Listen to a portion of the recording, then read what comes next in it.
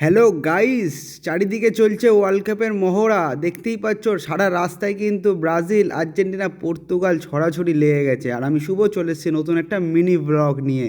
তো সকাল সকাল চলে গেলাম জিমে। জিম আমি করছিলাম ঠিকই, বাট সেদিন মন দিয়ে কিছু জিম হচ্ছিল না, তার কারণ আগের দিন আমি রক্ত দিয়েছি, সেই কারণে বেশি জোর পাচ্ছিলাম না বলে কার্ডিও করে বাড়ি চলে এলাম। বাড়ি চলে আসার পথে এখানে আমি বলছিলাম যে আমাকে একটু ছেড়ে দে ভাই, আমি আর পারছি না, একটু আমাকে ছেড়ে দে, যা হোক করে একটু রাস্তাটা পার করে দে, তাহলেই হবে। তো বাড়ি এসে তারপরে দুপুরবেলা লাঞ্চে করে নিলাম ডিম ভাজা। আজকে খাওয়াটা একটু স্পেশাল হবে, তার কারণ সব কিছু আজকে ভাজাভুজি। তো ডিম ভাজা রয়েছে, তারপরে এখানে একটা শাক ভাজা রয়েছে, তারপরে একটা বড়া রয়েছে, মানে টোটালি কিন্তু ভাজাভুজি দিয়ে আজকে আমাকে ভাতটা কমপ্লিট করতে হবে। এদিকে আর একজন ওকে খেতে না দিলে কানের ধারে ম্যাও ম্যাও করতেই থাকবে।